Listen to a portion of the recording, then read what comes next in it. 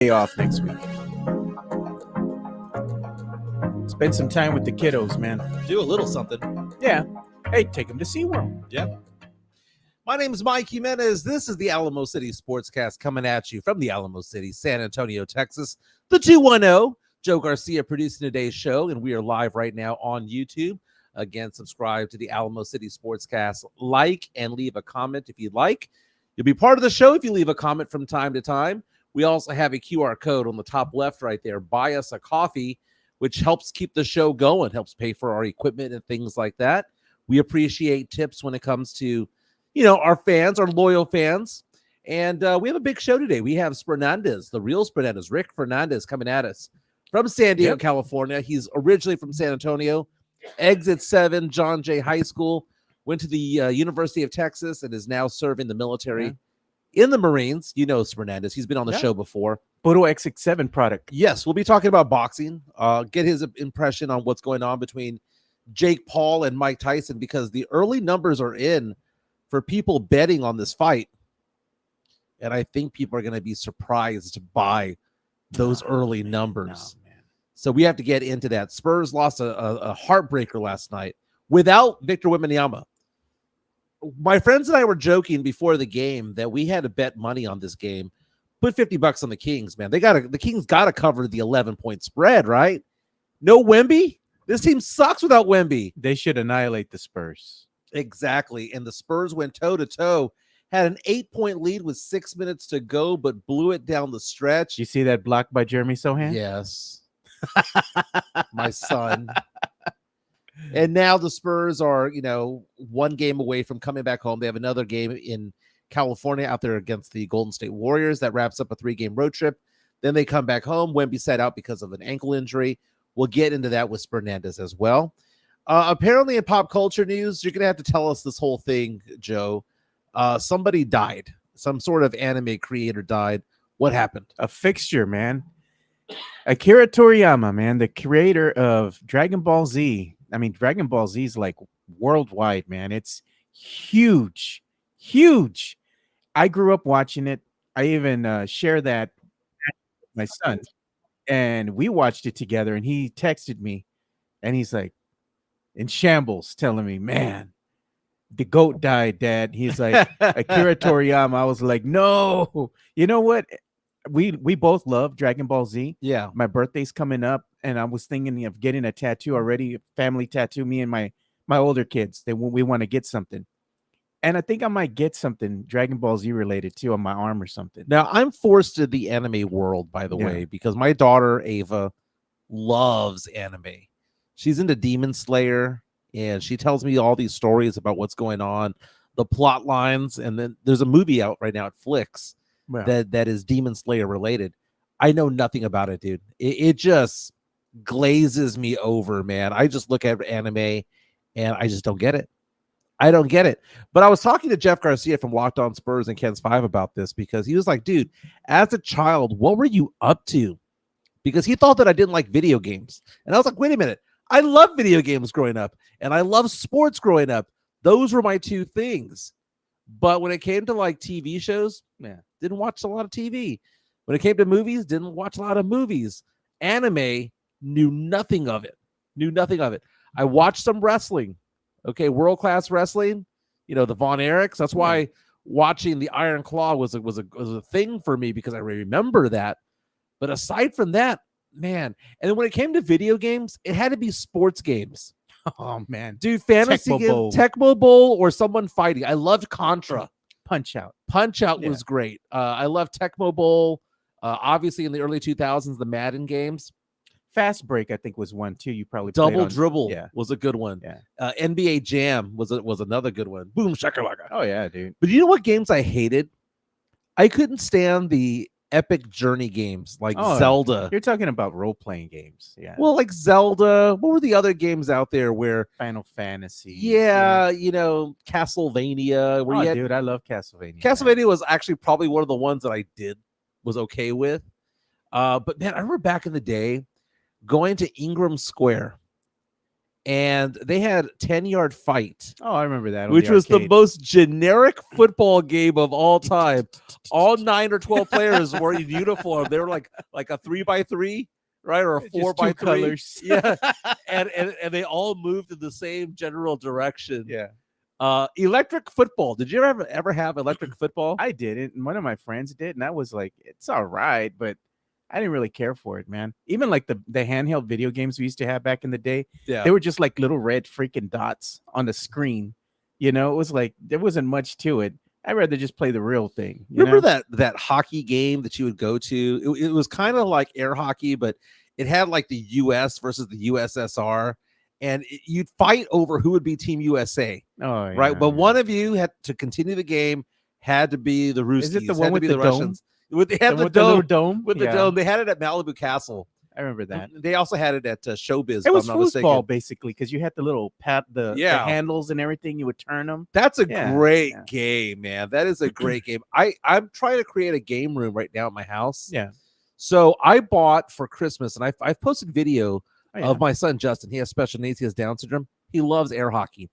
My nephew had a birthday at my house the other day. He's 21 years old. Brought his friends over. Dude, they were playing air hockey in my house. So I'm trying to, now that the house is mine, okay, I'm going through a divorce, probably be finalized this summer, but I'm keeping the house, and I'm turning the house into like my own thing. Little man cave kind of thing. The whole thing is going to be like a man cave type of thing. I'm extending the patio. So I've got a sidewalk coming out, some steps, MCS General Contractor doing that. Going to be putting up some ceiling fans in outside over the over the porch. Nice. Yeah, make it a little bit nicer so that's not so stinking hot, or at least get the air flowing for the dogs. For the dogs, right? So my grass is filling out. Again, the goal is around May to have a country music concert in my backyard where the stage is actually my patio. It's big enough, so I'm looking forward to have Jelly Roll come up there and sing on the stage. No, man. I have this one guy that we know of, my friends know of, that actually sings very well, and he did it at my friend's house recently, at my friend's party, because she's going on deployment. Yeah. So I want to have something like that and have people over. And now part of the house, though, I have a game room upstairs, but I don't like going to the game room upstairs because I hate going upstairs, dude. I just don't like it. I like to stay brought a downstairs. one-story home. That's I know, but I have a big house, and so downstairs I have this air hockey, right? Yeah. But I found online, and I'll find the photos of it. I found online a skee ball game that's for home, and it's not as big as the normal one. So I'm going to show it to you. I have it on the screen right now, or actually, I'm trying to call it up on the screen. It is an LED skee ball game that is a house version of it all. If you want to show the photo that I have on here, I love skee ball. My kids love skee ball. It's only 2 feet 3 inches wide. It's 5.5 feet tall. It's not very big. It's 9 feet long. And my friends are like, "So you're gonna have this like in the game room?" No, I'm gonna have this in the living room. Oh, God. I want it to be fun. I want my house to be karaoke. Turn it into Chuck E. Cheese. Turn it in. Okay, first of all, okay. If I have a house party and I bring you over and Fernandez comes over, and let's say that Chris Gonzalez and Charlie Hernandez and Sith and Dio and all D'Lo and all these guys, got a beer tap, I'm good. That are here, right? You all telling me that you all wouldn't be playing air hockey? No, I said we would. I said you're just turning it into Chuck E. Cheese. Yeah. The only thing was missing is the rat. Yeah. What I get? I'm getting new furniture, a poker table.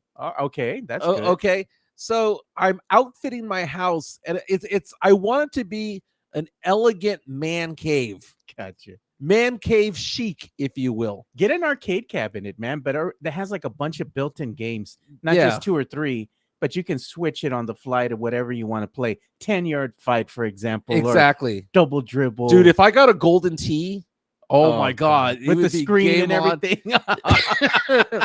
It would be game on. So the skee ball that I found, the one that I like, is about $2,500. So, go referee some more basketball games, kind of pay up for that, or I can finance it for $20 a month for the rest of my life. Jeez. But, I think about it this way. You normally play this at main event. It's like 50 cents a game, so each time I play, I'm saving myself 50 cents. You're gonna get one of those machines where everybody has to put in the dollar and you get the quarters, the tokens. Remember? Yeah. Jonathan C says my house is turning into Dave and Buster's. That's right, baby. That's right. Mike and Buster's. Yeah. Mike and Joe's. And as I start dating, I'm gonna say the main prize is me, girl. Oh no, man. Jeez. Always gotta make it weird. No, Mike. but the Always game, but the gotta game room, dude, it's have the fun, the house be fun. Okay. And it's weird because when you say a skee ball game or something like that, right? You think of this bulky, ugly red thing that you see at Main Event or you see at Chuck E. Cheese. They actually make some of these that look like furniture, and it's such a cool website. So I'm gonna be checking this out, man. Again, this is my year of fun. In 2 weeks, I'll be in Las Vegas, Nevada for March Madness. Why? It's my year of fun. I'm already making plans for the next trip. Friends and I are going to Nashville to go listen to some music. Oh It's man, a year of fun. saying the dimensions of the skee ball thing, and your boy Sith over here said 5'2", 3.5 feet wide. Mike just described himself. Hey, Sith, you want to go for a run? Let's see how far you last, my man. Let's see how far you last. Man. Very cool, man. But all these people saying that they want to come by to the house for a party sounds like one hell of a sausage fest, man. Let's not make it so, okay? But we have on deck right now the real Fernandez, Rick Fernandez from San Antonio, Texas, Yeah. Marbach 7, Exit 7, United States 7. Marine Corps. He'll be joining us in a few seconds or so to kind of gonna bring talk him, sports and stuff like that. Bringing him on right at 10:30 promptly, and we're gonna bring him in right. I went ahead and made a little intro for him, man. And I sent it to Steph yesterday, right? Yeah. And I was like, Steph, look, check this out. What do you think? You think Rick is gonna like this? And it was supposed to be a surprise for Rick. And then I called Steph and I'm like, hey, download this software and stuff because we're gonna start getting her up and up to create content and whatnot, right? Producing and all that. And I tell her, man, I'm gonna share this with Rick. She goes, I already did. I was like, no, girl, I'm supposed to show it to him. Well, it's 10:30. Let's see him. Let's make this happen. There he is. What's going on, my man? What's up? What's good? What's good? I'm good, guys. I'm good. I hope the weather is better in California than it is over here. Over here, it's nice, but I don't know if you heard this morning, or I don't know if it was just my house. It was super windy this morning, and then I go online. The winds were going 40 miles an hour. It was basically a tropical storm overnight. Did you get any of that over here? No, I probably heard some, rustling of the leaves or the branches or something. Right. Well, I don't have any neighbors to my back. Right. Yeah. So behind my house is an elementary school. So the bus lane is right behind me. So there's nothing there. So if it's really howling, it's just hitting my windows, dude. So very cool. Pleasure having you on Real Fernandez on Twitter. What's going on, my man? Hey, what's up, man? What happened to the intro? I mean, I know Steph ruined the surprise, and I love it, but we can still roll with it. Oh, we're gonna roll with it. I was ready for Mike to finish. Let's do it. There you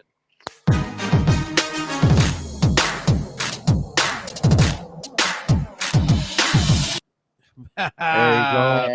I love it. I love it, man. I love it. Hey, good job, bro. Good job. Appreciate you guys having me on. Yeah, man. Hey, sorry, Steph ruined it, man. She sent it to me, but it's awesome, man. Hey, no secrets there, So you tell her, you might as well be telling me, bro.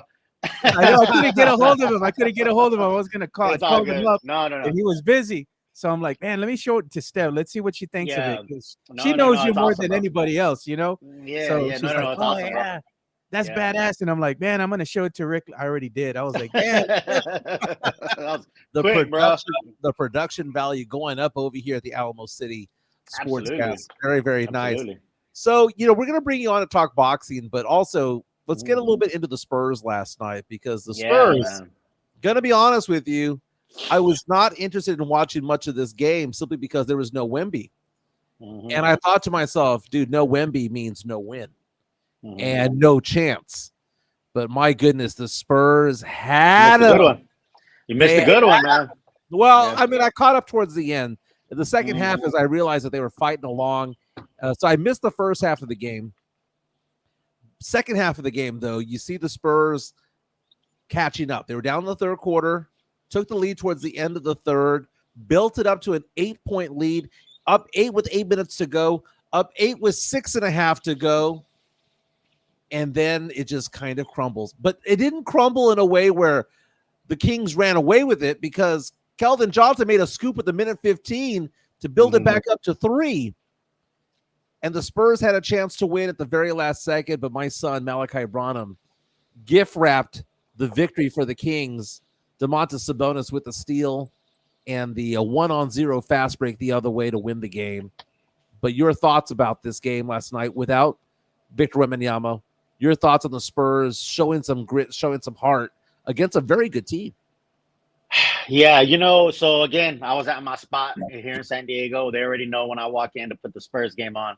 And it was a late game for. I mean, it was 7 my time, but it was about 9 o'clock y'all's time. So no Wemby and a late game. I tease people on Twitter, right? And of course I put something out saying like, hey, I know a bunch of y'all not watching because no Wemby and all that. Oh, you're missing a good one, but I get it. I mean, no Wemby, very late game out there. I'm not trying to fan shame anybody, but I was out there. I was watching it. What's frustrating is Zach Collins played a good game up until the very end, right? And Branham was hitting. I mean, it's just one of those anomalies when no Wemby. Obviously the Spurs are not better without Wemby, but other folks step up and they have opportunities and it's just one of those things. So they played really well, and it's unfortunate that they couldn't close the show, because that would have been a big win, for the squad without Wemby. I know there's no more victories. I know there's not. Everyone's gonna jump on me and say that I'm trying to say that's a more victory. It's not, but they showed grit. Listen, let's call a spade a spade. Everybody was like, it's a blowout without Wemby. What's the point of even watching?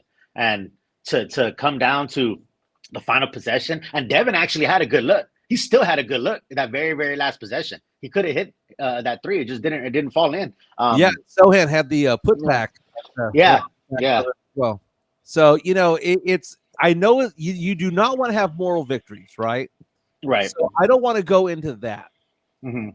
But there are certain things going on with this team that are different than what has happened in November, December, and January. Early in the season, that they would have gotten smoked. They would have gotten. They would have been it wouldn't have been close at all. Like they were, So that is progress. Like again, I know there's no more victories, and I know a win's a win, a loss is a loss, but there is progress there. There's no denying that. I mean, like I said, earlier in the season, it would have been a 20, 30-point loss. So and this is also one of the things where you need a point guard, okay? Because I've had conversations with people on Twitter about whether positionless basketball is a thing or not, and to some extent it can be for some teams if they have a superstar, right? If you have a Giannis, if you have a Jokic, if you have a LeBron, you can have a positionless basketball type of thing. But when it comes down to the final play of the game, tie game, up 1, down 1. Do you know who I want having the ball? A true point guard. Yeah, I want somebody who knows how to handle the rock. And Malachi Branham, who, by the way, that turnover ruined what was otherwise a very good game for him. The guy knocked down all 5 3-pointers, 23 points for the Spurs last night. Led, was second in scoring for the team. Malachi Branham, dude. If you're trying to take something out of the last few games, last 10 games, it's that Malachi Branham is starting to take a leap. And if you look at it, not only just 23 points last night, but you go over the last 10 games. Check out these stats here. He's been averaging 23 minutes played. Okay, so I'm thinking about this in a per 36 sense. But 23 minutes played per game. He's averaging 14.4 points. In a per 36, that's like 22. But from 3, 40 attempts in the last 10 games, 54.5% from 3 in the last 10 games. Malachi Branham, you have earned a spot on this roster in this rotation next year. Now, I don't know if he's going to be a future starter, but to know that we might have a Patty Mills type of flamethrower out there on that roster gives me hope. Yeah, man. No, I agree Malachi definitely doing his thing. Blake, had some awesome moments. There's flashes, man. Again, and I mean, you can look at it two ways. It's frustrating. It's also shows you glimpses of hope. And I get it. I'm Mr. Positive and all that, but I was hopeful after seeing that. With no Wemby. Again, I go back to that no Wemby. And I will say this, like you said about having a point guard. It's like an orchestra, man. You got that guy up there that's the conductor. It looks like he ain't doing anything. I don't know what, right? He's just moving his arms, and everyone's like, what's that guy doing? Like, I could get up there and do that. Like, no, you can't, right? Like, he's up there conducting, moving, doing all these small nuances that people don't understand and don't realize. It's the same concept, right? You got to have that conductor out there that's putting him, hey, you might be the best tuba player ever. That's fine, but that's your thing. You got that conductor that's putting it all together, putting all those pieces together. And that's what a good point guard does. Or like you said, a star that's going to calm everything down, bring it down. The crowd's going crazy. The clock is going. Pop is telling them, somebody that's going to just put all that together like a conductor. And that's what they're missing. Like you said, I agree with that. You know what Malachi is doing that no one wants to talk about? He's inflating his trade value. Because if the Spurs want to go out and get a star, other teams are going to want to get talent in return, and they'll be able to point at Malachi and say, look what this guy did in the month of March. Yeah. Might make it more enticing. I'm not saying that I want to get rid of him. Right. No, true story. Yeah. What I was saying was that who are our trade chips when it comes to those on the court? It was Keldon Johnson, and that was it. Well, now it's Keldon and Branham. So I find that to be amazing. Julian Champagnie continues to have blackmail over Greg Popovich because I still don't know how he on this team last night. He's getting into Bryn Forbes territory. Yeah, he got paid. And a Bellinelli territory, right, where somehow Pop's going with him. He got paid. I think it also has to do with like who Pop wants with that second unit too. You know what I mean? It's almost like, it's like, I used to coach my kids when they were young in youth basketball, and I'm not trying to be a jerk, but I didn't want all the best kids in the very first lineup and then like nobody else in the coming, you know what I mean? Like, so what I'm saying is there was like a mixture, I guess, of like, oh, well, not that this kid is necessarily better than that kid or whatever the case, but it's just trying to even out the playing field where there's not a big drop, right? Like after the starting unit gets out. So I don't know. I'm trying to figure out, like, there has to be a logical reason, right, for Champagnie being out there. I don't think it's just Pop not understanding or realizing that he is not, that it's not that Champagnie's better than Branham or whoever else. Right. I think maybe he just likes having that mix in the other unit, and I don't know. I guess if you think Champagnie is that bad, bringing him in with lesser players within the second unit is even going to be worse. I guess, I don't know. I'm trying to rationalize this thing like logically. So there's no rationalization. I know you're trying. I know. I'm just saying. There's rationalization in everything. Like there's an explanation for everything in life. In Pop we trust, right? In Pop we trust. No. It's not that. It's not that. And I'm not saying in Pop we trust. I'm not. That's what people get so confused. I love Pop. Don't get me wrong. I do trust Pop, but I'm not blindly just in Pop we trust. Like, I understand that people think that or whatever, but I'm saying I don't. I'm trying to logically think why this is a thing. What I was trying to say is you're trying to give a little bit of a benefit of the doubt a little bit, because there has to be some sort of explanation, but it's just Pop being Pop. Pop, for some reason, gets enamored with certain players. This year, Champagnie. In the past, it was Bryn Forbes. In the past, it was Marco Bellinelli, where all the evidence is there. We all see it. Yeah. We all see that the numbers that they're scrubs. Yeah. We all see it. And the numbers don't lie. And it was just brutal. Malachi Branham again with 23 points. Blake Wesley, 5 of 6 shooting for 11. He's coming along as well. Man, that steal and dunk was something, man. Yeah. And he had done that a couple of games before where he did the coast to coast. The rebound went 92 feet. It was like a video game. No one got away, and everyone did matador defense, and he went and did a monster want to get dunk. posterized by him. Dude. Yeah, against the Pacers. Then you have Keldon Johnson, who's started to ball out a little bit, 9 of 17 last night. But man, I signed the form. I signed the damn form. I saw that. That's good. And Jeremy Sohan. Jeremy Sohan goes 3 for 10. Misses all 3 got his signature on here, man. You see that? You know what? It's frozen on my end. I can't see. Okay. I just see you guys frozen. Yeah. Hey, not a problem, man. We're good on our end. So Yeah. Okay. but yeah. So Champagny 4 points. Trey Jones has been struggling these days. He had 12 assists. I get that. But when you have Champagny going out there providing no offense, and you have having no offense, and Trey Jones providing no offense, man, Vassell and Collins and Branham were fighting 3-on-5 most of the night. But the Spurs lose 131-129, fall to 13-50.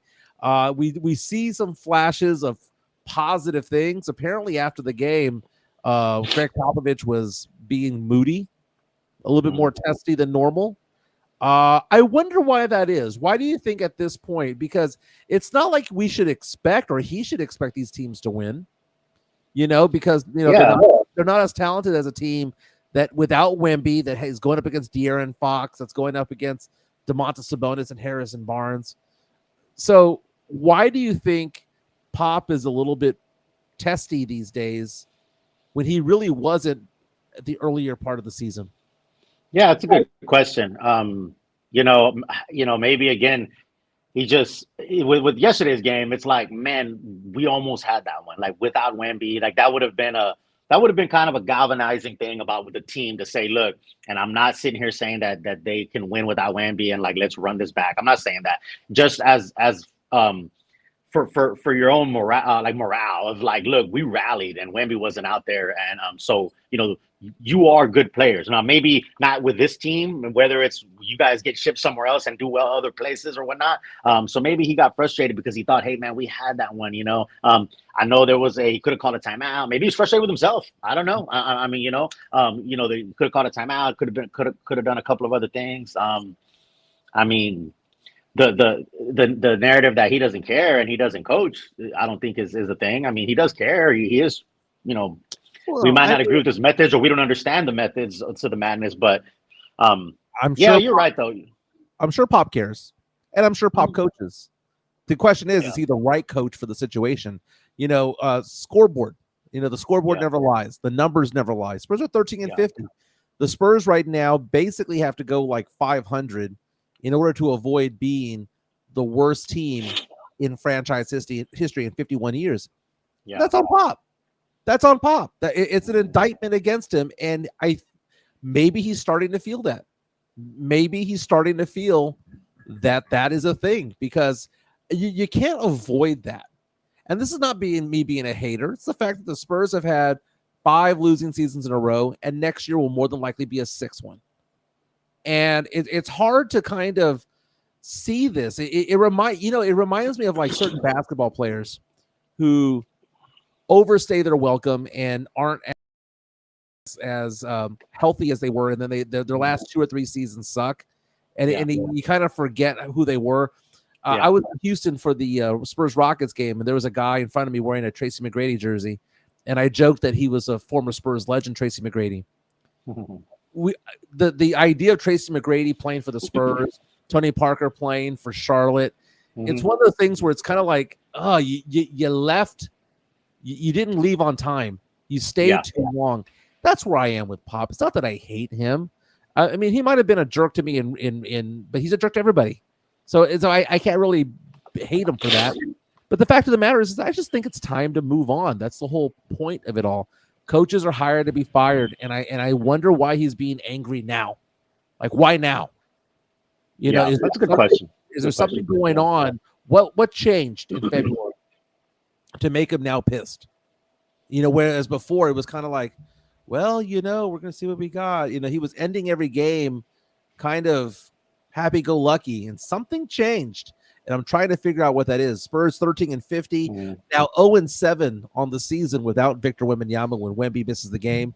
Wemby again missed the game with an ankle injury. The Spurs now have back-to-back games coming up against the Golden State Warriors. The first one there in the Bay Area. Then they come back to San Antonio for some home loving, if you will, taking on the Warriors on the 11th here in San Antonio, 7 p.m. tip-off. It's going to be on NBA TV. The following game, Alperen Sengun and his 45-point ass comes to the Frostbank Center, and I want to see Wemby shut him down. I want to see him shut him down. Let's see if they play better and not get bullied again. Yeah, exactly. And again, new referee crew. Maybe it changes a little bit, but we talked about players and coaches who stay too long, right? Who overstay their welcome. They're a little bit old, and it's just like fighters. It's time to move on. And that was the just like fighters, just like fighters. Yeah, yeah. Going to, because Mike Tyson, God. at the age of 57 now, will be 58 when he takes the ring July 20th on Netflix against Jake Paul. Who you got? Let me tell you something, Rick. I don't know if you saw the clip, but Mike said yesterday Tyson's not a boxer. No, he's not. Yeah, he's not. Yeah. Give us the reaction. I saw it. I saw it, and that's why I said it, jokingly, but I said, hey, leave the boxing talk to Friday. You know what I'm saying? So let's. There's some nuances here, okay? And if some of y'all geek out on anime or geek out on whatever you guys geek out on, I geek out on boxing, right? I do. So bear with me. First of all, I think this is a big event. I mean, this is a huge event, especially for Netflix. Like having and so it's free for Netflix subscribers.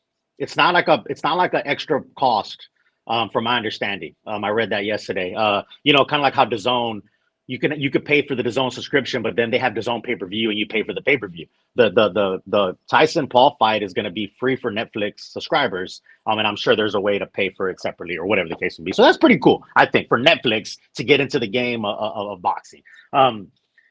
It's an event, okay? It's not a boxing match or per se. It's going to be a big event, okay? It's going to be a big event. People are going to be watching. It's going to bring in fans that don't know anything about boxing, but our social media folks and celebrities or whatnot. So it's going to be a big event. I will say that. So yeah, Tyson is 57 years old.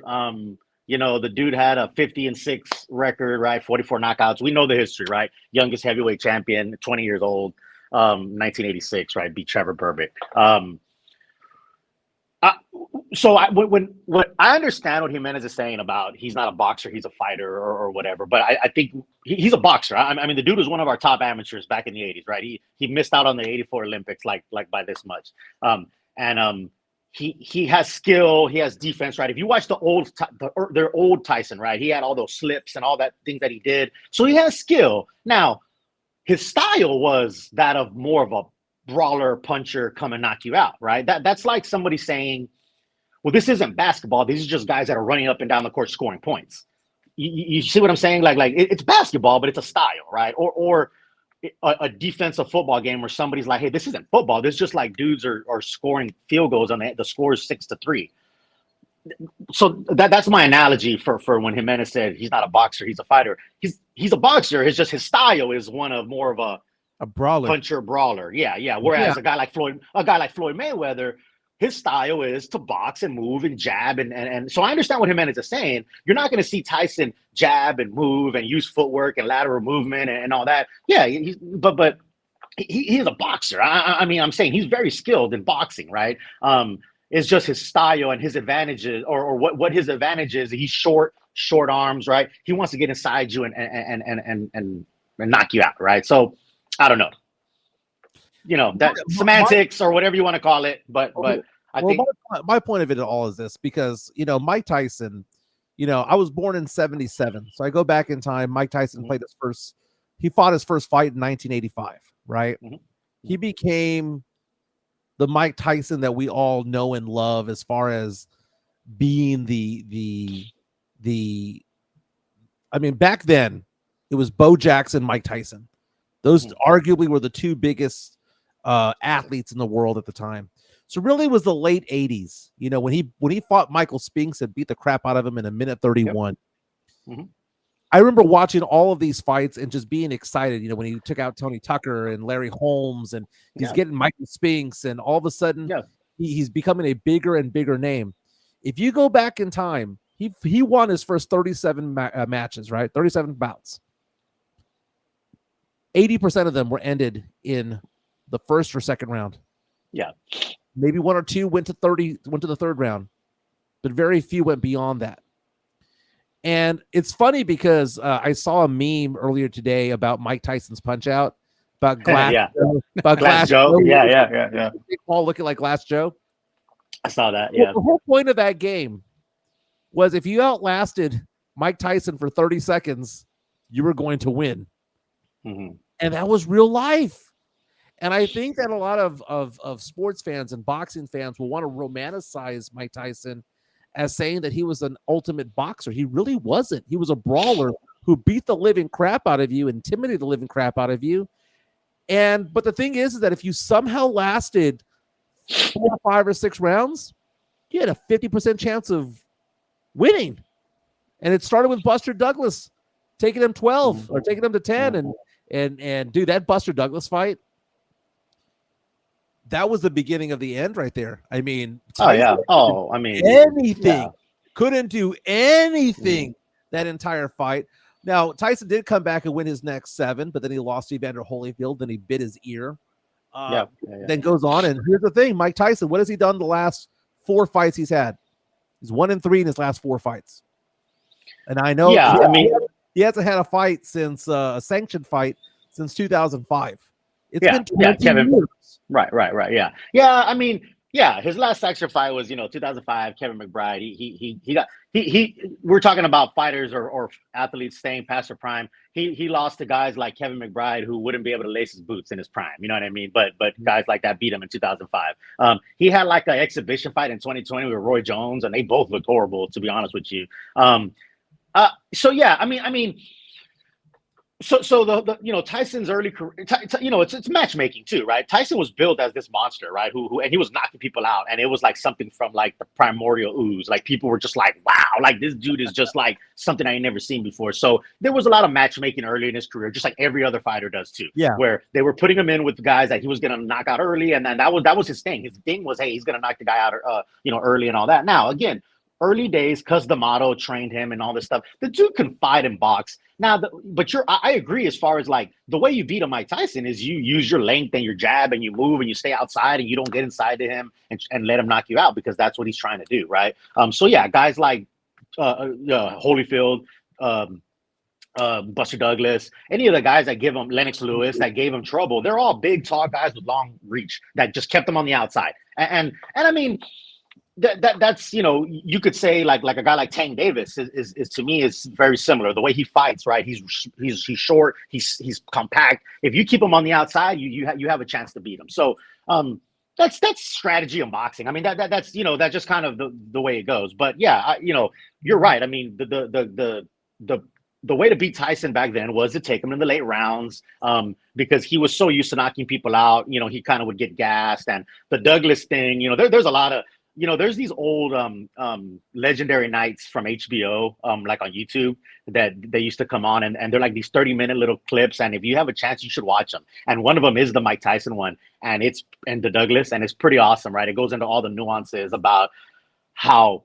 his corner didn't have an end swell, right? They didn't have like the metal end swell, like they were just unprepared because they thought he was going to knock him out in one round, And so they had they had nothing ready for him, right? So they, you got Aaron Snowell, who's a really good legendary trainer, by the way, with the glove with water, like on his eye, and his eye is just like swelling up, right? So there's all these cool, interesting nuances about Tokyo and when Tyson was out there. You got to remember, this is like when he was with Robin Givens, and there was a lot going on. But you're right. So fast forward, it's Jake Paul, and again, I'm a hardcore boxing purist. When the whole Jake Paul and Logan Paul started getting into boxing, I hated it. I really hated it. I didn't want it. To me, it's a sideshow. It's not what boxing is. But it's also, to me, I manage expectations. Like I don't expect. It's like the All-Star game, like the NBA All-Star game. I don't expect to watch the NBA All-Star game thinking that I'm going to see, defense and this, and I know what I'm going to see. I'm going to see a bunch of guys clowning around doing their thing or whatever. If I accept that and understand that, then I can enjoy it, right? If I go there thinking I'm going to watch like the beautiful game, Spurs and 14 and an All-Star game and all that, and bad boy Piston defense, if I go there expecting to watch that, I'm going to be severely disappointed, right? So going into the watching Tyson Paul thing, I'm not expecting it to be some like masterful boxing performance. It's a circus. It's a sideshow. Like I know what it is. Like I know what it's gonna be, right? And I understand that. So people gotta manage your expectations, right? So if you go there understanding that what it's gonna be, take it for what it's worth. It's a big event. It's gonna be interesting to see. All that. The event is probably gonna be bigger than the actual fight itself. You know what I mean? The event is gonna be bigger. So I will say this about Jake Paul. He started off fighting guys like Nate Robinson, right? And some old legends from the UFC world, Nate Diaz, Anderson Silva. Prime. Yeah. And he did fight Tommy Fury, who's an actual boxer. Yeah. He's Tyson Fury's little brother, and Tommy Fury beat him. I mean, Tommy Fury outboxed him because Tommy Fury is an actual boxer. Yeah, like he's not even like a great boxer, but I'm saying he's a good 8-0, 10-0. He had a couple of fights, but he's a fighter. He's been boxing since 8 years old, right? So the moment he did fight Tommy Fury, he got beat, right? So Jake Paul officially is 9-1 with 6 knockouts in his pro boxing career, right? What he also does that I do like is he gets involved in the promotions, right? He was involved in the promotions in Puerto Rico for a female fight, Amanda Serrano. That actually didn't happen because of an injury, but whatever. So he is involved in promotions of actual fights, like you know what I mean? So right. I think he's not just, I'll give him, I know he gets a lot of shit, and like I said, I hated him at first. What I will say that he seems to be trying to like understand the business and the game of boxing by getting involved in promoting and doing other things, not just, hey, I'm a YouTube star and I'm gonna get in the ring. So I mean, I'm trying to give him some credit, but I mean, the dude's a businessman. You know what I mean? The dude, you can't knock the hustle. He's out there making big events, making big money, and I mean, it's a Jerry World. Man. Yeah, him and his brother, right? You got the brother who fought Floyd, and that was a whole nother thing. And then he does WWE, but add in Jerry World, it's going to be another massive event. Like Tyson, the power is the last thing that goes, right? Anybody that knows that, like Tyson, I guarantee if he lands on somebody, he's going to rock you, right? So the power is the last thing that goes. At 50, I have seen some clips of him training, and he looks decent. He looks good, right? He looks like a beast. Yeah, he's still there. But yeah, you get in the ring, man, and the wind is not there anymore. You might lose. I'm just worried about whether or not it's just already a fixed type thing. You know what I mean? Like if it's like, it's I'm worried that it's like a stage type thing where it's already foregone conclusion that Tyson's gonna get paid a bunch of money and Jake Paul is gonna. Here's the thing. It's probably going to be an exhibition where there's not going to be somebody that say who won, who lost. It's just like the Floyd and Paul thing. Like they're trying to get this sanction through Texas. Yeah, it hasn't officially been sanctioned yet. By the way, the betting on this is crazy because when it first came out, Jake Paul was minus 500, huge favorite. Fell to minus 300. There are some sports books that have him at minus 225 now. Which means that people are betting on Mike Tyson, okay? Mike Tyson, depending on the casino, I'm looking at the odds right now on sportsbookreview.com. Yeah. Showing that there are some casinos that are saying that he's plus 225, some as high as plus 325, which basically means that you can get 2-1, 3-1 on your money if you believe Mike Tyson's going to get this. Yeah. I heard an argument from Dan Le Batard on Dan Le Batard's show yesterday about this, and I found this to be something that gave me some pause because part of me was thinking, you know what, Mike Tyson's 58. He's going to be 58 by the time the fight comes around. Jake Paul, late 20s. Yep, 27 or so. And then, as you said, the power is the last to go. Yeah. And the question that Le Batard had, which I found to be a very legit question, is, has Jake Paul ever taken a punch from somebody as strong as Mike Tyson? Even though Mike Tyson is going to be 57 now, 58 by the time the fight happens. Has he ever experienced a punch that way, and can he take a punch that way? And basically, Le Batard was saying, Jake Paul might be younger, but you get that one hit to the gut, that one, that one to the side of the face, kidney shot. Yeah, it's over at that point. Yeah. Man, if they hit you with that body shot, that rocks you. It actually stuns your body. Right. Oh man, you man, boom, you're done. Yeah. So your mind is telling you to get up, and your body legit can't. like I'm telling you, I've been hit like that. It's wild. Yeah. I can see Mike Tyson winning this. I'm not saying that it's impossible Yeah. But what I am saying is that I know what I've seen of Mike Tyson. Everyone's going to get excited about, oh, look how he looks like in practice. Do you notice that every clip that you see of Mike Tyson in practice or sparring and whatnot, they're only 8-second clips. Yeah, well, right, of course. They don't show him sparring for 3 minutes or 5 minutes or 10 minutes. All we see is, punch, and then it cuts to another clip. And I'm like, that's the thing about it. Mike Tyson might be good for 10 seconds, might be good for 30 seconds, might be good for one round, but is he going to be? Father Time's undefeated. Yeah, he hasn't fought a fight in 19 years. Right, and that's the thing. Like, here's the thing: at the end of the day, you got a 58-year-old man and a 27-year-old, pretty in shape guy, right? So. Generally speaking, I mean, if the 27-year-old guy is, and we're not even going to go into the nuances about, I'm not saying Mike Tyson is one of the greatest heavyweights of this era, or he's one of the greatest heavyweights of all time, right? I still put guys like Ali, Joe Louis ahead of him, but that's probably for another debate. But and I'm not, and Jake Paul is not I mean, he's an amateur boxer he's a celebrity that's turned amateur boxer, turned boxer, whatever you want to call it, or trying to be. It's like celebrity boxing, if you will. I don't know what you want to call it, but it's not like it's not like hey, he was an amateur, he went to the Golden Gloves and he did all that and he got all those experiences, So I'm saying he's not in that same category, but he's in shape. I mean, the dude's got, he's a millionaire, right? So the guy eats well, he eats right. I'm sure he has, so he's in shape. Point I'm trying to make. He's 27. Big dude, right? I don't know, 6'1", something like that, 200 pounds, about a 76-inch reach, I think I saw, which, so what I'm saying is, generally speaking, if he just jabs them and moves and stay away from Tyson's punches with a 58-year-old man who probably might get winded in the first 3 rounds or so, conventional wisdom would tell you he could probably just cruise to a decision win, right? I mean, He can probably just, theoretically, he can probably just cruise a decision win, right? The legendary Julio Cesar Chavez, right, fought into his 40s and got beat by guys again who would never even who would never even like be able to hold his spit bucket back in the day, right? But like you said, Father Time is going to get you. So Tyson can get into that ring and then just not have it, and so conventional wisdom tells you that it's just, I'm not surprised that Paul's a favorite, money betting wise because of that, right?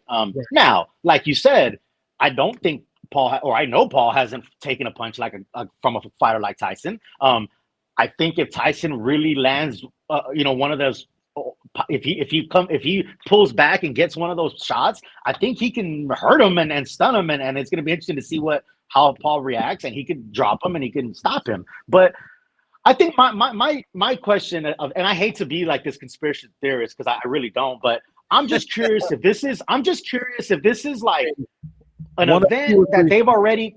What's up? Like it's step 1 of 2 or 3 fights. Well, yeah, like I'm curious as if this is like an actual like, hey, we want to, because here's like it could be that they got together and said, hey, let's do this. You know what I mean? I mean, at this point, Tyson has nothing. I mean, honestly, this is no one's gonna lose in this in the sense of, let's say Tyson let's say, like, I could see it going this way. Let's say Jake Paul is like boxing him, jabbing him, beating him, and all this kind of stuff. And then like Tyson just drops him and knocks him out in one punch. Like, that's going to be amazing for everybody. Even Paul's going to be like, hey, I was whooping his ass and Tyson's still Tyson.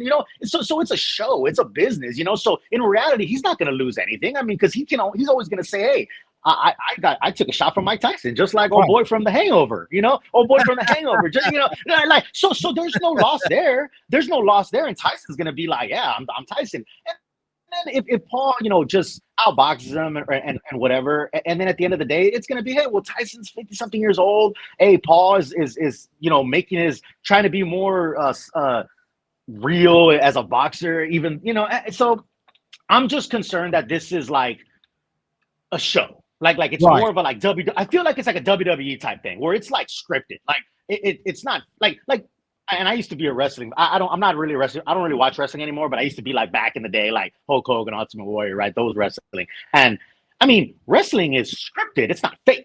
You know what I mean? Like those dudes get hurt, and those dudes and gals put their bodies through a lot of shit, a lot of training. So it's funny when people say it's fake. it's scripted, as in the outcomes are predetermined. Yeah, but the pain and the hurt and all that is real, right? So I'm kind of thinking this might be something like that, because I mean, it's not like there's no, like in boxing, they're both trying to win because they want to fight the next champion or whatever, right? Like there's a purpose to why are we fighting each other, right? Because I want your belt, or I want to be the next guy, or I'm trying to come up. I mean, what is the like there's no, the winner of this gains nothing, right? Or and the loser of it loses nothing.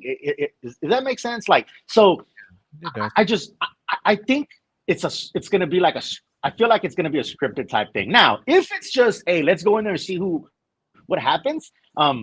Tyson could knock him out, right? Like just bam, lay him out, because that's just one of those things. So I don't know. I guess that's where my mind went. When I saw this, I was like, man, is it like they came together and said, hey, let's do this almost like in a WWE style? Right. I don't know. Well, if it's sanctioned, I hope that it's not. But again, the fight is July 20th at the AT&T Stadium, Jerry World, home of the Dallas Cowboys. It's going to be live on Netflix. The tale of the tape is Mike Tyson is 3 inches shorter, 6'1" compared to 5'10". Jake Paul has a 5-inch longer reach, but Mike Tyson outweighs Jake Paul by about 20 pounds. So not as tall, but he's built like a tank. Yeah. But and it's also, what also is gonna I'm sorry, bro. What also is gonna be interesting is how many rounds are they gonna go? You know what I mean? What are the, like, we don't know none of that yet, right? No one's saying it's gonna be a 12-round fight or a 10-round fight. It could be an 8-round fight or whatever. And that's rounds, dude. What's up? I think it's gonna be 8 rounds. Probably. I think it's gonna be. I don't think it's gonna be no 10, 12 rounder. Like it's gonna be. It's going to be some type of exhibition. It's like a sparring. Yep, Chris Gonzalez said. It could be 2-minute rounds and eight rounds or whatever the case may be. So that changes everything, right? Because like you said, Jimenez, if you expect Tyson to go to 12 rounds, he doesn't have to worry about that if the fight is just scheduled for 8 or whatever the case. We're going to see a lot more as it starts to unveil, whether it gets sanctioned or not. I mean, I don't know. I mean, the commission's sanctioning a 50-year-old fighter, they got to go through medical and they got to go through a lot of stuff. It's going to be sanctioned type thing. I think it's going to be one of these like exhibition type fights where it's really not going to be, they're not going to have a winner or loser, or they're going to have, 8 rounds, or it's not going to be your standard 12-round championship fight, 3 minutes. You know what I'm saying? Like, I think it's going to be something like that, which further shows that it's a show, it's an event. If you go there thinking you're going to watch like some masterful boxing performance, you're going to be sorely mistaken. You're going to be sorely upset. Now, I'm curious if they're going to put what I hope they do is put actual fights on the undercard. That's what I hope, right? That they put good. Yeah, I think so. You got. There's a lot of good Texas. A hotbed for Texas. It would be great for them to put like a good fight as their co-main event. That would probably be a main event somewhere. That's how you sell. That's how you. Yeah, exactly. Bring in, our some San Antonio boys, right? Bring in, Bam or something. I mean, he's different promotions, but what I'm saying is to make it more. Yeah. If you want him, and I think Jake Paul knows that. Like I said, he's involved in promotions with the MVP, most valuable promotions, and he promotes actual fighters. He had like real top-notch fighters under his promotion banner, right? Amanda Serrano, one of the best female fighters, and a couple of other fighters. But so. To bring in the actual fight fans too, you'd be smart to throw some good fights on the undercard. You know what I mean? Some actual fights, and then the other one is just a big event, and that's just what it is. So go to my screen real fast. Yeah, this is hysterical. New York Post is having a tale of the tape, and it says Tyson's 57, Jake Paul's 27. Pedigree: Tyson, former heavyweight champ. Jake Paul, 20 million YouTube followers. Face tattoo. Tyson has a warrior tattoo. Jake Paul has a dragon face tattoo. Favorite snacks? Well, Mike Tyson once bit Evander Holyfield's ear off. Jake Paul once ate a raw cow testicle. Jeez. Nicknames: Kid Dynamite versus Problem Child. When it comes to pets, Jake Paul has a pit bull and a golden retriever. Mike Tyson has a shit ton of pigeons. And when it comes to crimes, one was a rapist and one was criminal trespassing. Yeah. Hey, so I got to get into this with you, Rick, too, because we're going to transition away from the Jake Paul Tyson fight. We're going to talk about a fight that's actually happening tonight, where we have Ngannou. You're going to be facing off against Anthony Joshua. And they have some undercard fights on this one that's Mhm. interesting to me. One of the ones that I'm going to be looking at that I'm interested in seeing are the big boys here. Want to see some Mhm. Parker versus Zhang, man. Big Bang. Yeah. Man. No. Yeah. No. I'm glad you brought that up because I was thinking the same thing. It's a Friday fight. It's out in Saudi Arabia, right? So I want to say it's gonna be on about 5:30 y'all's time, like the main event, if I'm not mistaken. But the undercards obviously are gonna be before that. Yeah, you got Ray Vargas, one of the lighter weight guys that's going to be on the undercard is going to be good. Yeah, the Big Bang, Josh Parker. I'll tell you what, if you haven't seen that dude, Big Bang from China, he's a beast. He is a freaking big boy. He's a beast, and that's going to be a good one. Him and Parker is going to be a good fight. So they're going to be throwing some haymakers, man. Yeah, and this is almost. I mean, not as much of a spectacle, but for those that don't know, Ngannou is a UFC guy. He was like 17-3 in the UFC. He fought Tyson Fury. He won that boxing fight, and he dropped Fury, and officially it was a split decision loss. But that is amazing for a UFC fighter who have never fought professionally boxing to fight the heavyweight champion of the world, Tyson Fury, who and he dropped him and he gave him all he could handle. So it's interesting, you know what I mean? It really is, Ngannou actually has from yesterday, Rick. The weigh-in results from yesterday when they weighed in both Ngannou and Joshua. Joshua weighed in at 252.4 pounds. Ngannou 272.6. Ngannou's a big dude. Yeah. Ngannou's a big dude. Ngannou's a big dude. He's big and he's strong. He has a pretty wild story. Like he left Africa in his 20s, and he got like jailed in Spain for trespassing. And he's like an international man. He showed up in Paris homeless, right? And walked into an MMA gym, apparently, got in there into the gym, was living in the gym for a while and picked up the MMA. So it's just, the dude's a real life, warrior, right? So he's a tough dude. He's a tough dude. He ain't playing around. He ain't no YouTube fighter or anything like that. The dude's a tough dude. Joshua is he's a good fighter. I mean, he was an Olympian from England back in 2012, a gold medalist. I mean, the dude's a solid fighter. He's lost to Usyk and he got upset by Andy Ruiz. But he's a good fighter. He's a very well schooled fighter, right? He's gonna be well. He'll do well to box and move and stay away from the power of Ngannou. So that's gonna be interesting. It's gonna be an interesting fight. But yeah, today on Friday it's on DAZN. The undercards are good. So if you can catch that. I gotta ask you, Rick, man. I know you've been watching this just as I have been watching this. Bro, what is up with Ryan Garcia, man? This kid, man, his Twitter was off the chain the last few days. He was saying some wild stuff, man. He was talking about aliens. He was talking about kids being abducted and sold in the all kinds of stuff. He was saying that people are gonna kill him, and I don't know, man. Lay off the weed, brother. Yeah, man. I don't know. Man. Yeah, he sounds very paranoid. It's all fun and games, but honestly, man, he has some mental issues, man, and he has some stuff going on, and it might be in his best interest not to fight. I'm just saying because I don't know, man. I don't know. I've seen different schools. Some people are like, oh, he's just trying to sell the fight. He's just trying to be off the wall. But that's some odd. I mean, that's just some odd behavior, man. Like that's some really odd behavior. Talking to Rick, United States Marine Corps in San Diego, California, from San Antonio, John Jay High School, exit 7. Do you have time for some Demon Mike talk? God. Yeah, let's do it. You know what? Backing up though, real quick, I was watching earlier. You were talking about your bachelor pad at your house, and it reminded me of that. Remember that movie Big?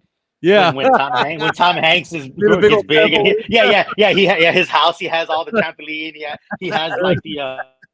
He has the pinball machine, all that stuff. That's what my mind went to. I was like, it's a big situation. So yeah. It's gonna be like I'm gonna have the bunk bed. It's gonna be like He has the bunk bed. He's like, I get to be on top, and she's just like, what, Yeah. The actress from Big, she was a nugget, dude. She was back in the day. She was back. In yeah. the day. Let's get that entertainment bump. Let's see if we can get that bump in. Yeah, man. It sets the tone for what we're going. All right, here we go.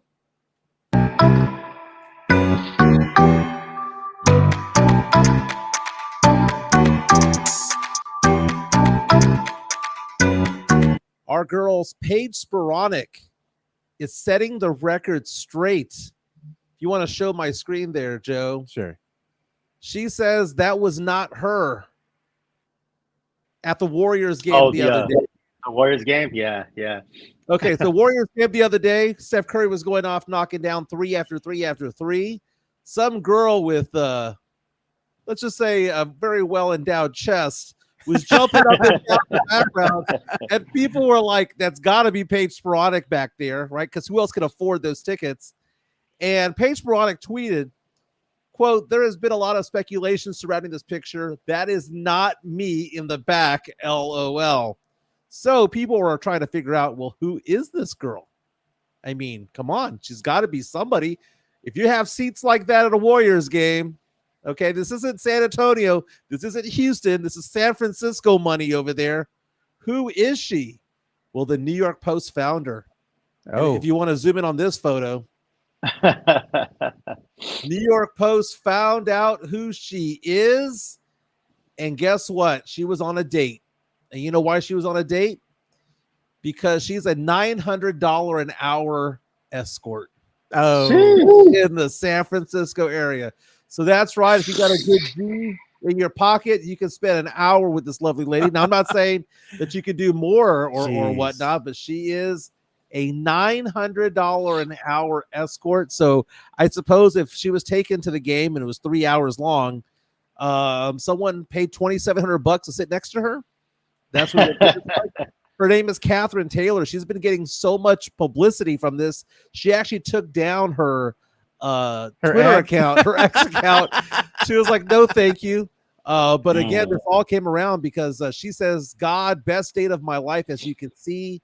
F me, remind me to come fully dressed next time. What an effing blast is what she said. Again, my favorite. Can you go back to the picture of the thing? My favorite is my man in the front. That's totally turned around. like the dude in the blue.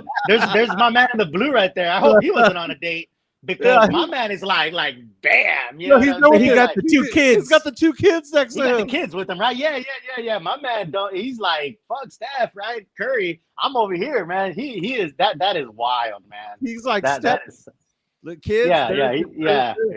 Kids, there's your new stepmom right there. That is wild, bro. That is so wild. Other people were giving Steph Curry crap about his form. They're like, your elbows bent too much. I was talking about Rick's girl. She put a comment in here.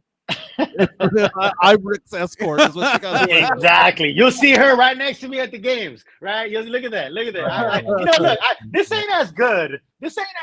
Right? But you got Devontae Graham, right? You got me back here, double fisting, and there's my escort right there. I'm not gonna tell you how much an hour, right?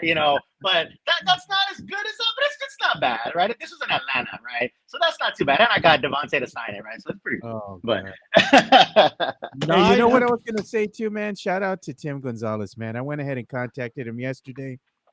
And I said we're gonna be rewarding those who have been here supporting us from the beginning. Yeah. Oh, he's always supported, bro. That dude is a staunch supporter, a loyal guy, man. I'll give everybody, of everyone, of everything we do here. So as a thank you to him, I went ahead and contacted him, and I'm gifting him a Spurs T-shirt that we have, Fiesta Medals, which I'm going to be sending out to him today. And he's getting the Spurs tickets to go to see the game on the 23rd on the Saturday. And he's getting a free parking pass. Very cool, man. Thank you, sir. Joe, that's 23rd. What's that? Phoenix? Saturday. Yeah, that's I think it is. That's Phoenix. That's a good game. Yep. That's Phoenix. Yeah. Awesome. No, you know what? That's good, Joe. Because Tim is a loyal dude, man. He's always representing. He's always supporting. Low key dude. Doesn't get a lot of credit, but he's a good dude, man. He really is. So shout out to you, Tim. Now, Chris Gonzalez is reaching out to us right now, saying that it's not like the movie Big, that says, "quote I can see Mike's game room like in The Toy." Okay, first of all, Richard Pryor. Oh, the Richard Pryor. Oh, okay. Let's talk about a movie that's wow. be made. That's dude. Wild, 2024. Dude. You cannot make a movie about a kid. No.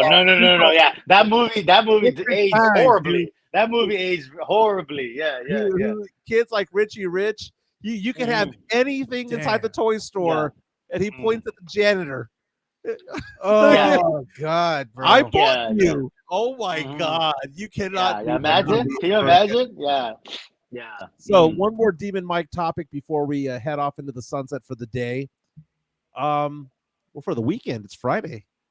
It's Friday. Look out, weekend. baby. We don't give a damn. I need to get Friday. the great Lyle Yeah. and Han. You know that's from their show. No, I'm 99. thinking Lisa in the Cult Jam because weekends were made for fun. Well, we did start a poll. You know, I went ahead and started a poll for the viewers here. Dead even, dude. I asked, who do you got in tonight's fight? Anthony Joshua, Francis Ngannou. Split right down the middle, 50-50, dude. I'll tell you, man, it is I think it's a 50-50. I mean, you know, after what he did to Tyson Fury, man, there's no telling what he could do. I think Joshua is gonna box and move and jab and dance around and probably beat him by decision. I think Joshua does take it, but Ngannou has that shot to catch him. So hey, I was gonna ask you before we start closing up for the day here. We do have some news coming out. I saw this from Michael Benson over on the X. You know, I always follow him. Great guy with news coming out. Legitimate source. Knowledgeable guy. Mm-hmm. Yeah, exactly, dude. So he was talking about the Canelo Alvarez, you know, and the Jaime fight, Mungina, for Canelo's undisputed WBA, WBC, IFB, and WBO super middleweight world titles. It's reportedly saying that it's being set for May 4th in Las Vegas, and it's going to be broadcast both on the Zone pay-per-view and also Amazon Prime pay-per-view. Nice. Do you think this fight is actually going to get done? I think so. I think I said it the first time we had our talk here. I said I think May fight is Munguia and Canelo. I do. I really think that's going to happen. We talked about it a couple of weeks ago. I think so. It makes a lot of sense. It's an all Mexican showdown. I know everybody wants Benavidez. I got it. So do I. But this isn't a bad second fight. This isn't a bad alternate other than Benavidez. Munguia's a good fighter, and it's going to be exciting. It's going to be fun. I think it happens. I really do. Talking to Rick Fernandez over in San Diego, California right now. United States Marine Corps, thank you so much for your service. We are doing the Alamo Sportscast baddie brackets. Oh, no. March Badness. March Badness. Yeah. Hashtag March Badness. Yeah. Oh, we'd like to it was right there. We'd like to welcome 4 new members of the Sweet 16. Oh, nice. Do I show the screen? No, we can just talk about it. The thing about it is that we were doing the quirky girls. Okay, just girls who are cute, they're hot, but there's something about them more of their personality than anything else, right? Man, the first bracket that we had was tough. It was Anna Kendrick versus Zendaya versus Jenna Ortega versus Taylor Tomlinson. Taylor Tomlinson got her ass handed to her. She only got 4% of the vote. The winner of that category was Jenna Ortega. A little bit surprised, to be honest with you. But then again, San Antonio, she's Latina. She's from Texas. 42% of the vote. But coming in strong down the stretch because it was tied last night. Anna Kendrick defeated Zendaya for the second spot. That's surprising. To advance. Yeah, Zendaya I thought was going to win. I love Pitch Perfect, you know. So to me, you know, Anna's my girl. So, I get it. It's tough. They're all tough, man. They're all tough. But that's a little bit of an upset. I got like a 12-5 upset or something.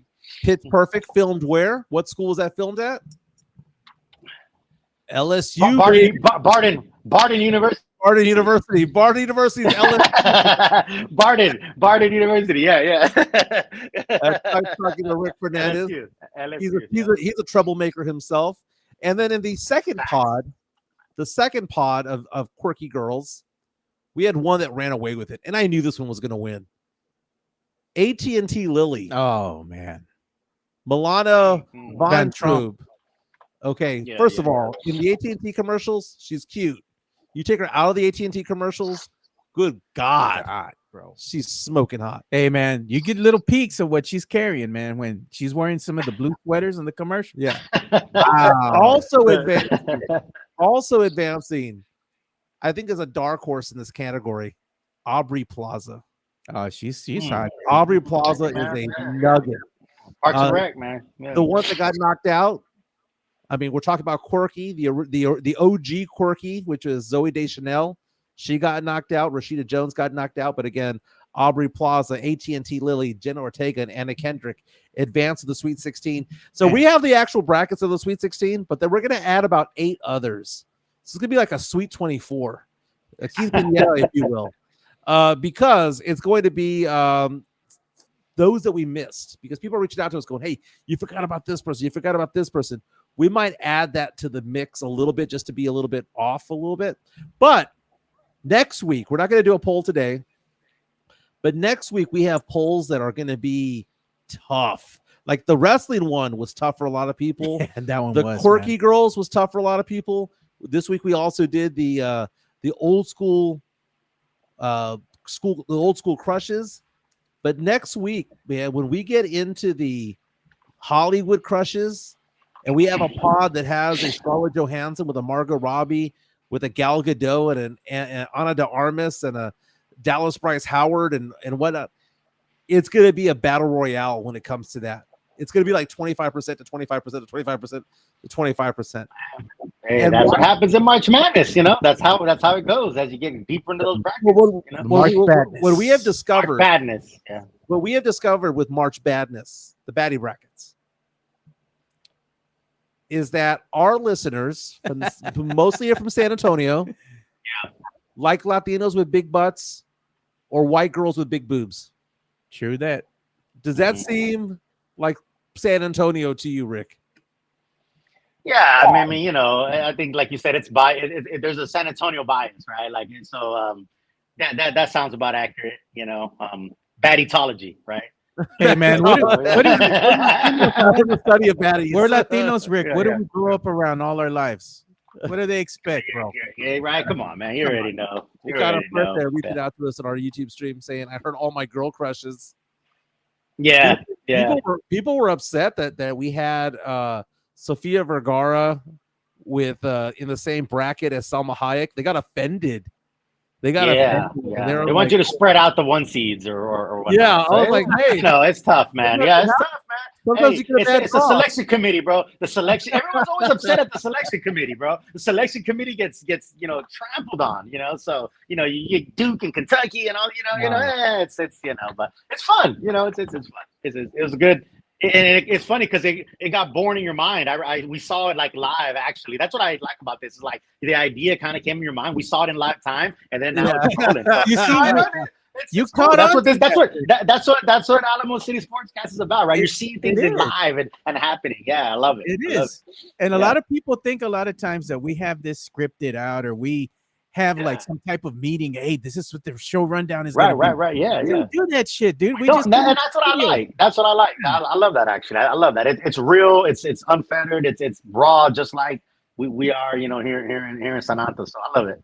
Yeah, man. I gotta go ahead and play this too, because I did do a quick interview yesterday with my boy Benjamin Bornstein, because we're gonna be talking about March Madness coming up. Oh man, I love March Madness. 19th. Bro, yeah. Everybody's brackets are gonna be done the first damn day. You already know, bro.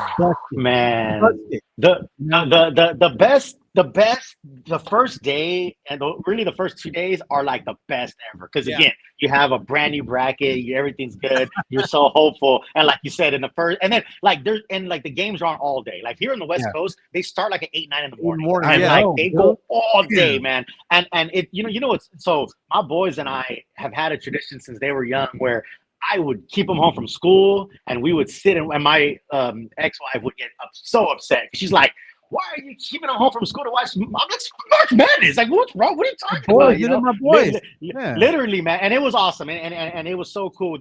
They would stay home from school the first day of March Madness, and I would stay home. I would, take the day off of work, and we would just get snacks and all kinds of stuff, and like literally sit in front of the TV and just like watch March Madness all day, right? And I was doing that when they were young, and like now they're grown and stuff like that. So we still get together and watch it. So it's so fun. And it goes back to, and I know we all talk about this as fathers, like, that's what sports, why we're so passionate, because they're the bonds and the memories that we make with our kids and our loved ones and all that stuff. But I'm sorry, go ahead. No, man, that's all good, dude. That's exactly right, man. Sports bonds families together, especially sons and fathers, man. Because you get to impart your passion that you have for sports. It's fathers and daughters too. Man. Fathers and daughters too, man. I mean, fathers and daughters too. Yeah, but yeah, it's awesome. Yeah. So I'm gonna go ahead and play this excerpt. Only gonna last a couple minutes, and then we'll start wrapping things up. Here we go.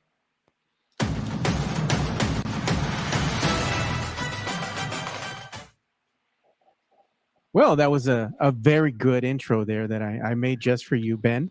So we're here with our college basketball analyst here, who's going to be none other than the great Benjamin Bornstein. So, Ben, tell us what we need to know about the upcoming tourney that is going to start, I believe, on the 19th, March Madness. We have a great week of games scheduled here. It's going to end with some bangers of a game, man. So go ahead and let us know what's happening. Yeah, you're telling me. I mean, there's, you have classic end of season UNC Duke, greatest rivalry of all time, all that good jazz, stuff of dreams. You got Kentucky, Tennessee, Kansas, Houston. Kentucky, Tennessee. Yeah, I mean, just Kansas, Houston. With Houston being in the Big 12 now, we have a great opportunity ahead of us to start a real awesome Big 12 rivalry with those two. I am very excited for that. Yeah, you're pretty much going to be locked in on Saturday, I assume. Yes, for sure. Like you said, Kentucky, Tennessee. You don't have North Carolina, Duke. You don't have a whole lot of their ranked games, but you do have opportunity for people to play spoiler. If somehow Georgia beats Auburn, I mean Auburn's going to get into the tournament, but that'll cost them the seed line. Talking about Marquette and Xavier, if Xavier finds a way to beat Marquette, that's definitely a loss of the seed line. You have to think. One of my favorite stories of the whole season, South Florida, has been phenomenal. First-year head coach in Amir Abdur-Rahim came from Kennesaw State, led Kennesaw State to the NCAA tournament last year. Then, moved up a level to South Florida. South Florida, for a very long time, has had a pretty apathetic fan base, but he's rallied the fans this year. They've been amazing. I think they just had 3 straight sellouts at home, which is incredible for them. It's very exciting. This game is Tulsa, though, at Tulsa, so not an opportunity for a home sellout, but very excited to see how they do. I mean, they're 23-5, they're 16-1 in the American Conference with a chance to go 17-1 on Saturday. Just some good games. I'm very excited. And then, of course, we're going to have conference tournament next week. But I actually had some questions from our favorite Rudy Campos Jr. Hasn't reached senior status yet. We'll get him there though. So I want to answer some of those. I'm going completely out of order of what he gave me. But one of his questions was, will Cody Williams, forward for Colorado, arguably be the best player to come out of this draft class when it's all said and done? That is a great question, and it's incredibly hard to answer because this draft class is all over the place. There's still really no consensus number one pick. I think a lot of people have, Zachary Recherche. I think I pronounced that right. He's French. But a lot of people have him. Some people have Cody Williams getting up there. Holland was up there for a while. I think with his injury, he's gotten moved down. But Cody Williams is still raw. He's a pretty raw player. And again, it helps that this draft class is kind of soft. It's unsure of itself at the top. There's maybe 7 or 8 guys who are in the mix for the top spot. I think for Cody Williams, as with most players, his swing skill is going to be how well he can shoot. Now if you look at just his percentages, you'd say, oh, well, his 3-point shot is fine. Yes, he's shooting over 40%, but he's taking just under 2 triples a game. So it's not on volume. If he can do that on volume, then I think that bodes well. But his free throw percentage is a little shaky. As a guy at his size, his athleticism, he should be shooting better than around the 70% he is. Having said that, finishes well at the rim. I think he's got a little bit of a mid-range game. So he's got a lot going for him. It's way too early to say that he could be the best player to come out of this draft class. You could say that potentially about like 5 guys in this class. All right, so that was a little bit of an excerpt there from our college basketball aficionado there, Benjamin Bornstein. Hey man, I'll take Cody Williams. Yeah, dude. I'll take Cody Williams all day, every day. If the Spurs, Heartbeat, bro. Now, no, I don't know if I will take Cody Williams number 1 overall, but the fact that his brother is a baller with OKC and Jalen Williams, it does a lot to me. That means a lot. So you mentioned Zachary Sarche. I would love for the Spurs to get him because the Spurs need to have that guy, somebody like him. Rob Dillingham. The Spurs get that second first-round pick from Toronto. If we can get Dillingham at 7 or 8, I would love him. That guy's a bucket. Kemba Walker Jr. But lots of exciting things to look at when it comes to the tournament. As Tim Gonzalez mentions, tomorrow is a big game. You've got North Carolina taking on Duke, number 7 against number 9. The winner will more than likely be the number 1 seed in the ACC tournament. The Big 12 tournament gets going on March 12th. And when you look at the standings there, UT did itself a favor by getting north or getting some wins down the stretch. But the Longhorns right now, 8-9 in conference right now. Dylan Dessou hurt. So a lot going on there. Are the Longhorns on the bubble? I think that's a team that a lot of other teams don't want to see. You know? Yeah. Because they can be streaky, dude. Yeah, they can get hot down the stretch. They didn't do themselves any favors, like you said, but they can get hot down the stretch. Yeah, they would have won one of their games that they had on the road. I think it was against Baylor if Dessou hadn't gotten hurt. They were up 8. Dessou gets hurt. Wheels fall off, man. And that's what happens when you have these players who are veterans who've been around the block a lot. So the Horns right now might be on that bubble. They might have to play the play-in at the 11-6 game right there. So that's a possibility as well. But again, things get going really on Monday or so because you have the smaller conferences doing their March Madness stuff. They'll be televised. Then we're gonna see the first tickets punched to the big dance, and then after that, all the conferences come in, and then there's gonna be that big debate about who got snubbed, and then you get the beginning of the tournament with the play-in the Wednesday before. Then things get going, and I'm super excited because I'll be in Las Vegas. I'll be doing a live segment over there during the show. So Joe will be hosting the show, but I'll be coming in and out from Las Vegas. I love it. Rick, if you happen to have some airline miles, want to meet me up in Vegas, dude, I'll be at the Mirage. Oh man, you don't got to tempt me when it comes to Vegas, man. I was out there Super Bowl week for a bunch of pre-events. I didn't go to the Super Bowl, but I was out there for a lot of events. It was a blast, man. I love me some Vegas. I'll tell you that. I'm actually going to be in San Antonio next week. Really? I'm going to be out there. Yeah, I'm going to be out there. I'm going to be in Austin next weekend for St. Patty's Day weekend for the Austin games. So I'm gonna be between Austin and San Antonio. So Joe will have me in studio. Next Friday we might have mimosa time with Chicana Fuerte. So bro, you already know the party. What does Steph say? Yeah. When you come to San Antonio, you're on her time. For sure, absolutely. For sure. So yeah, a lot of things happening, man. A lot of good things happening. With Alamo City Sportscast. So. Hey man, we got to go ahead and get a quick shout out here to our boys here over at not only MCS General Contracting, but of course Jeff Garcia over at Locked On Spurs. Locked On Spurs is your daily Spurs podcast, hosted by Jeff Garcia, the lead Spurs writer for Ken's 5 San Antonio. Jeff has a healthy plethora of guests all the time on the Locked On Spurs podcast. You can also follow Jeff on threads at Jeff G Ken's 5 SA. You can also follow Jeff on Twitter at Jeff G Spurs Zone. So make sure you go ahead and give Jeff a follow not only on threads and Twitter, but also on YouTube at youtube.com/@Locked On Spurs. This is where you're going to be able to find the replay of the Locked On Spurs podcast. Make sure to like, subscribe, and share. And Jeff Garcia, by the way, at Jeff G Spurs Zone on Twitter. He also has, obviously, Locked On Spurs. I subscribe on Spotify and on YouTube. Today's topic is about Malachi Branham's improved play. And they also focus on the question, did Alperen Sengun show the blueprint of what to do against Victor Wembanyama? Sengun went off for 45 points. And as I mentioned on the show yesterday, he got so deep underneath the basket, he was able to use the rim as a partner, if you will. To you can't go block a shot if you're underneath the basket. It's difficult to do so because the rim gets in the way. And Sengun was getting deeper and deeper inside. Did he show a blueprint to how other teams should battle up against Victor Wembanyama? Again, that's on Locked On Spurs today. Let's give some love to MCS. Yeah, got to give some love to MCS.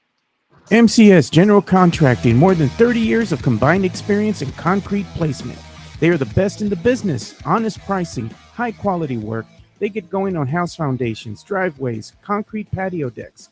If you want to extend the deck, extend the driveway. If you're a business and you need to put together a slab, a parking lot, or other concrete placement services or sidewalks, reach out to MCS General Contracting at 210-774-9155. They're confident in their skills, so give Chris Leha over at MCS General Contracting a call at 210-774-9155. And thank you for being a sponsor of this show. And what do we say about MCS General Contracting? Diamond hard, baby. They got the hardest concrete in the business. That's for sure. All right. So we're going to start wrapping things up, Mike. But you know what? We want to also say thank you, man, to Fernandez for coming out and always talking, boxing with us, keeping it real, talking Spurs and whatever else, man. We appreciate you. Thank you for your service as well, my man. Man, it's my pleasure. I appreciate you guys having me on.